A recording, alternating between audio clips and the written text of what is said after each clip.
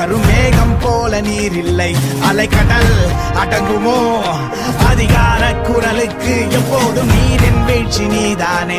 உன்னை நீந்தி கடக்க முடியாதே ஒரு பனித்துளி, அது எரிமலை அணைத்திடுமா?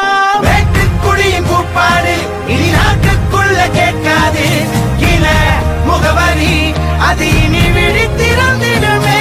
வேட்டுக்குடியின் கூப்பாடு இனி நாட்டுக்குள்ள கேட்காது, இன முகவரி அது இனி விழித்திருந்திடுமே. வாழும் நமக்கு கதைகள் இருக்கு.